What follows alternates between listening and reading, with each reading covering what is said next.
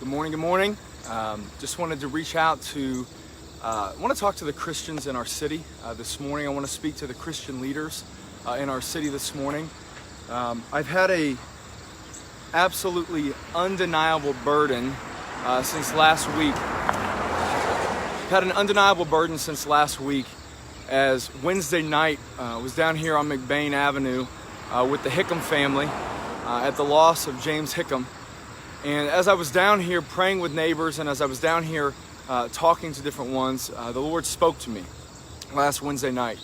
And he said to me this, he said, "When is the Church of Columbia going to be as desperate before my throne of grace as our neighbors are desperate to see change come in our city? When is the Church of Columbia going to be as desperate before my throne of grace as neighbors are desperate in this city to see change?"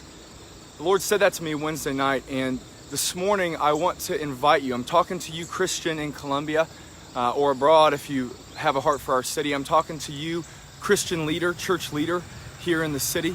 And I believe the Lord is inviting us in the spirit of Joel chapter 2 to call a fast. I want to invite you to fast alongside myself and many others in our city who have already agreed to fast, to cry out on behalf of the city.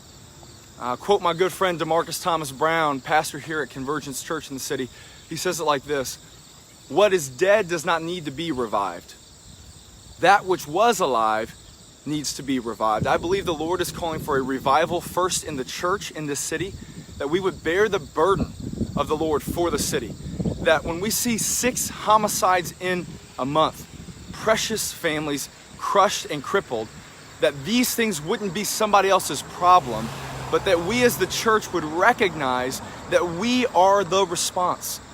With all due respect, I pray for and I cry out for our city officials. I cry out for our city ward government, our city council. I cry out for our CPD and all the first responders.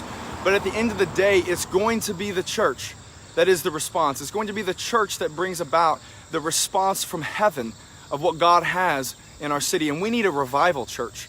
And so we are calling you to pray and fast tomorrow, Wednesday, October 2nd, morning, lunch, and dinner for the revival of the church in the city and for the touching of our city, for the breakthrough of what God wants to do. I believe if you look at Joel chapter 2, you see a time of national calamity where there was division and problems and pain on every side. And it's in Joel chapter 2 that we see the Lord's leading of his people, how he calls us to respond. If you look in verses 12 through 17 of Joel 2, you find it there. He says this, he says, "Yet even now, declares the Lord, return to me with all your heart, with fasting, with weeping, and with mourning, and rend your hearts and not your garments. Return to the Lord your God, for he is gracious and merciful, slow to anger and abounding in steadfast love. And he relents over disaster. Who knows whether he will not turn and relent and leave a blessing behind him? Blow the trumpet in Zion, consecrate a fast, call a solemn assembly, gather the people, consecrate the congregation, and gather the elders. Gather the children and even the nursing infants. Let the bridegroom leave his room and the bride her chamber. Between the vestibule and the altar, let the priests and the ministers of the Lord weep. Let them say, spare your people, O Lord. Let them say, spare your people, O Lord, and make not your heritage a reproach. Why should they say among the peoples, where is your God?" So today I want to encourage us. Again, I'm speaking to you, Christian in Columbia. I'm speaking to you, church leader. I'm not looking for a press conference. We're not looking for a big gathering in a stadium. I'm saying tomorrow, will you take your personal prayer closet all around the city? I'm calling Christians. We are calling Christians. We believe the Lord wants us to fast and pray tomorrow for the breakthrough of our city, that violence, not only would it end, but we would begin to see these young men, these young women turned into the house of the Lord. That we begin to see these families that have been crushed and crippled lifted up and see their burden, their yoke broken, even as Isaiah 58 would tell us. And that we would see the Lord really revive the church to be the response in the city. 140 churches, but the block don't change. Today is a new day. It's an opportunity to press into the Lord and to desperately come before his throne of grace as the city is desperately looking for change. Will you pray tomorrow, church? Will you fast tomorrow?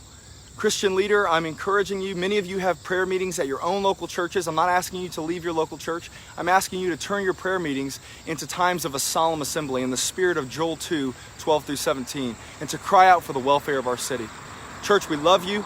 We believe that God has incredible things if we will step out in faith for streets just like McBain.